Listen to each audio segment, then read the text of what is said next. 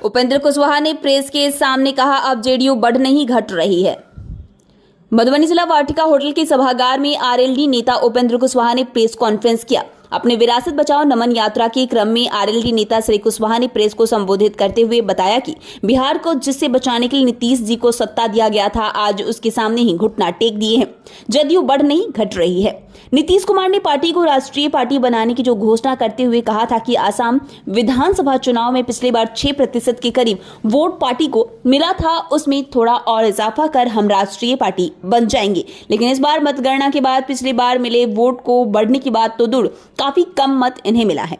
हमने पार्टी को राष्ट्रीय पार्टी बनाने का प्रयास किया था, कुछ दिखाई भी देने लगा था, लेकिन बिहार को बर्बाद करने वाले के सामने नीतीश जी ने समर्पण कर दिया है, जो बिहार के लिए दोबारा उस दौर में ले जाने की प्रयास की जा रही है। ये बात बिहार के लोगों को पसंद नहीं है। हमने बिहार बचाने के लिए इनसे अलग होने का निर्णय लिया। आगामी चुनाव और गठबंधन पर पूछे गए प्रश्न को लेकर इन्होंने बताया कि इन्हें रोकने के लिए और बिहार को बचाने के लिए पार्टियां समय आने पर गठबंधन को लेकर बात करेंगी।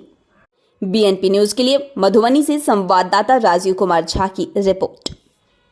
इस बात का है, सरकार से मेरी पुरजोर मांग है कि सरकार आनाकानी बंद करे, अपने बड़े अधिकारियों को एक मंत्री के साथ अविलंब वहां भेजे तमिलनाडु में, और वहां की सरकार से बात करके उसका सॉल्यूशन अविलंब निकाला जाए, और आगे ऐसी स्थिति अन्य राज्यों में भी बिहार के लोगों के साथ न हो। इसके लिए अलग से राज्य की सरकार, भारत सरकार से भी इनको बात करने की जरूरत हो तो करें, लेकिन समस्या है ही नहीं ऐसा मान रहे हैं लोग, और ऐसा मानेंगे तो कहाँ कैसे हो पाएगा। तो हमारी यही मांग है। सर, ये माना जाता है कि जैसे आप उस माली की तरह हैं कि आप जब भी जेडीयू में शामिल है उसके बाद ही वो क्यारी सजाया गया, सब कुछ हो रहा था, लेकिन क्या आपको क्या लगा सर कि उसके बाद जो पेड़ सब लगाया जा रहा है ये सब मतलब फल देने वाला नहीं है, इस क्यारी को खुद तोड़ा गया, ऐसा मतलब क्या लगा सर? मैंने फिर से सवाल, अरे भाई एक सेकंड रुकिए, पहले एक आदमी का सवाल पूरा होने दीजिए। हाँ, सर, अब जो जेडीयू में आए ये माना गया कि आप एक ऐसे माली हैं जो पूरा क्यारी आप ही तैयार कर रखी है, संसदीय बोर्ड के चेयरमैन भी थे, लोकसभा चुनाव की बहुत सी रणनीति बन रही थी, वो पूरा बगीचा तैयार होने से पहले फिर वो सारा कुछ आप खुद उसमें से माली निकल गया। ये माना गया कि क्या वो सब जो इसमें पौधा आप लगा रहे थे वो सारा कुछ जमीन बंजर थी? नहीं, जमीन बंजर नहीं थी, जमीन तो बहुत उपजाऊ थी, लेकिन जमीन के मालिक ने अपनी जमीन को कहीं बंधक रख दिया किसी दूसरे के हाथ में। तो दूसरे के हाथ में जब बंधक रख दिया तो उसमें खेती अब जेडीयू के लोग कैसे करेंगे? तो सवाल इसी बात का हुआ।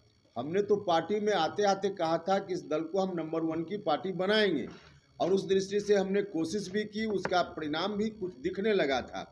लेकिन अब जो स्थिति इन लोगों ने बना दी, पूरी जमीन, राजनीतिक जायदाद कहीं और गिरवी रख दिया, तो उस परिस्थिति में अब वहाँ तो अधिकार ही नहीं बचा जेडीयू के लोगों के लिए कि हम खेती करें।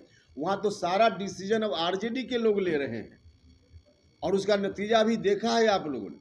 कहा था कि नागालैंड में हम पार्टी को मान्यता दिलाने लायक वोट हासिल करेंगे इस बार जब चुनाव होगा विधानसभा का, और राष्ट्रीय पार्टी का दर्जा प्राप्त करेंगे। और कहते थे राष्ट्रीय अध्यक्ष जी कि पिछली बार 6% वोट आया था, और थोड़ा सा और वोट बढ़ेगा तो हम राष्ट्रीय पार्टी की मान्यता के लायक नागालैंड में भी हो जाएंगे। इस बार और भी बहुत ही ज़्यादा घट गया, तो बढ़ने के बजाय घट गया। अब जेडीयू बढ़ नहीं रहा है, घट रहा है, सीधा उदाहरण है ना। तो इसलिए अब वहाँ रहकर जब जमीन ही नहीं तो क्या हम मालिक के रूप में या और कोई जो लोग भी हैं अब